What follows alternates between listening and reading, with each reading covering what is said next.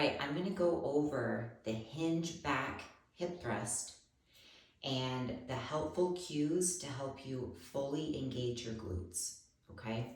Now, to start, I do believe that hip thrusting with a smaller barbell, so like a 35-pound barbell versus a 45 longer barbell is easier. So I do believe it's easier with the smaller one, but you can test it out and do whatever you feel is best. I try to always do it with a smaller one. Okay, so you've got your barbell loaded, got your hip thrust pad on there. I'm going to roll the barbell in.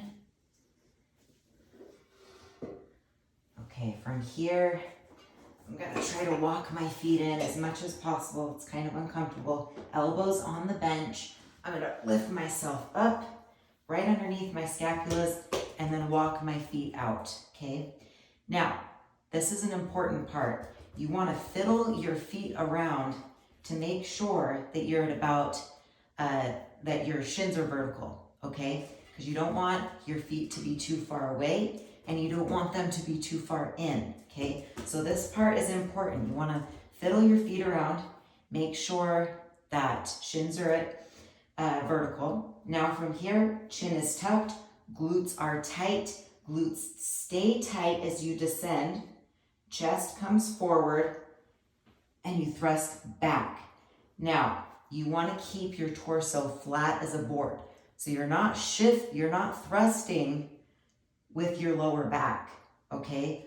Rather, glutes are tight and your whole torso is pivoting on the bench, okay?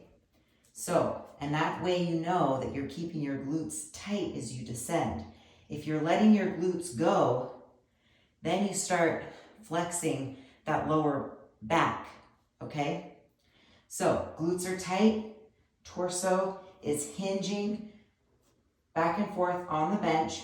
You're driving through your heels and slightly hinging back, okay? Driving back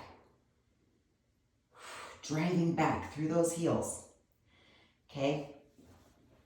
Now, I do like using wedges for this setup. You don't need to, but I do believe the wedges help to put a little bit more load on the glutes versus the adductors and quads that can sometimes happen.